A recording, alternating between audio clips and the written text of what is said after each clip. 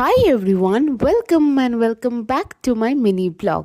আমি বাড়িতে বসেছিলাম আর হঠাৎ ভাবলাম যে একটুখানি তন্দুরি চিকেন কাবাব বানাবো। যেমন ভাবা তেমন কাজ, বেরিয়ে পড়লাম ওই মশলাগুলো কেনার জন্যে। এখান থেকে গিয়ে আমি একটা এভারেস্টের চিকেন মশলা নিয়ে নিলাম। যদিও আমি সানেরটা খুঁজছিলাম, কিন্তু সানেরটা অ্যাভেলেবেল ছিল না। আর একটা জিরে গুঁড়োর প্যাকেট নিয়ে আমি বিল করাতে চলে গেলাম। রান্না জিনিসটা আমার সিলেবাসের একটু বাইরেই, কিন্তু এখন একটু একটু করে শেখার চেষ্টা করছি। আর এই যে রেসিপিটা আমি প্রবাসে ঘরকন্যার মহুয়াদির একটা ব্লগ থেকে শিখে এখানে ট্রাই করছি। বাড়িতে এসে আমি চিকেনগুলোকে আধ ঘন্টার জন্য ম্যারিনেট করে রেখেছিলাম। আর আধ ঘন্টা ম্যারিনেশন করে রাখার জন্য চিকেনগুলো বেশ নরম হয়ে গেছিল। কিছুক্ষণ পরে আমি একটা ফ্রাইং প্যানে একটুখানি বাটার নিয়ে নিয়েছিলাম, তার ওপরে চিকেনগুলোকে সাজিয়ে দিয়েছিলাম সুন্দরভাবে।